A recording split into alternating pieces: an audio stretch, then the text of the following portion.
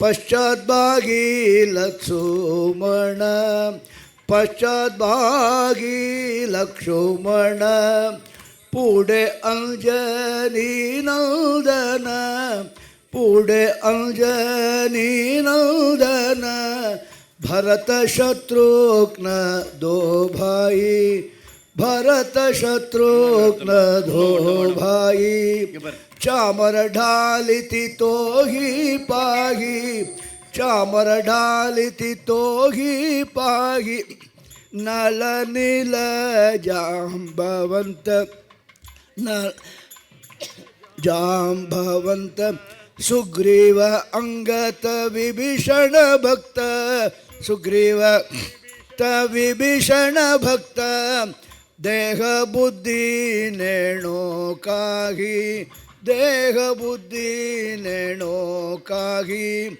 दास अंकित राम भाई दास अंकित राम भाई ये रे रामा रामा राया ये रे रामा रामा राया राम राया राको पाये राम राया राको भाये विठ्ठल विठ्ठल सर्वं विठ्ठल विठ्ठल विठ्ठल सर्वं विठ्ठल विठ्ठल विठ्ठल माय भाप विठ्ठल विठ्ठल माय भाप विठ्ठल विठ्ठल पांडुरंगा विठ्ठल विठ्ठल पांडुरंग जय जय विठ्ठल जय हरि विठ्ठल जय हरि जय जय विठ्ठल जय हरि विठ्ठल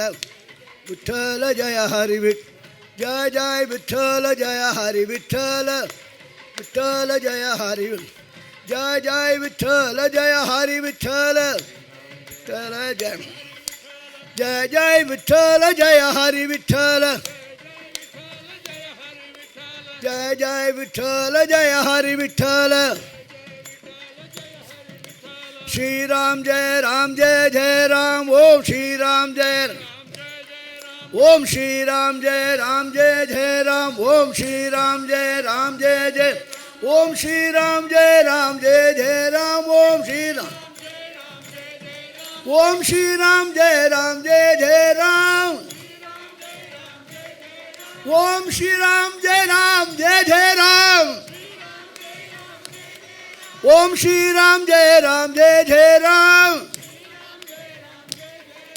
श्री राम जय जय राम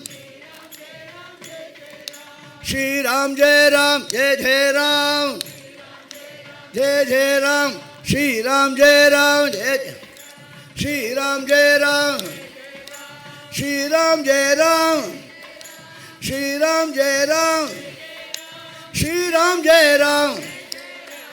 श्री राम जय श्री राम जय श्री राम जय जय जय राम जय राम जय जय राम जय राम श्री राम जय जय राम श्री राम जय राम श्री राम जय राम श्री राम जय राम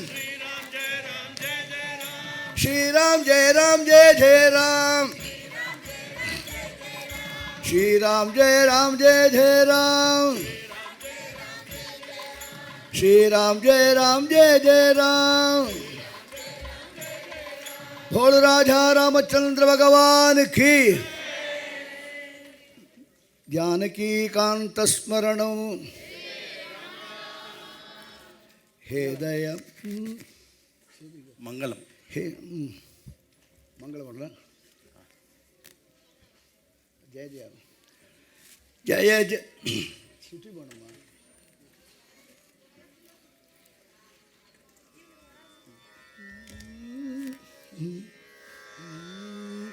जय जय राम कथे विमले जय जय राम कथे जय जय सीताराम स्वरूपिणी जय जय राम कथे विमले जय जय राम कथे वारुणि मुख पद्मात् गलितां कुशलव परिगीतां श्रुत्वैव त्वां रघुकुलतिलको रेमे श्रुतिरम्यां विमले जय जय राम कथे गायति नारदोऽपि त्वामिह त्रिभुवन संचारी वीणां रणयन् देवमुनीन्द्रो देवलेन सहितो विमले जय जय राम कथे मधुमय मृदुतरंगे निमग्नो रामरसे मनसे गिरिजा सहितो मुदित गिरीशो नृत्यति कैलासे विमले जय जय राम कथे श्रुतिमति धृति कीर्ति दे शुभ के तुष्टि पुष्टि हृष्टि दे श्रेयो निष्ठां देहि में श्रद्धां शक्ति भक्ति मुक्ति दे विमले जय जय राम कथे सिद्धिमतिं बुद्धिं देहि नरिद्धिमतिं बुद्धिं प्रज्ञां प्रेममयीं भद्रे विज्ञां ज्ञानमयीं विमले जय जय राम कथे मोक्षे चामपि त्वां त्यक्त्वा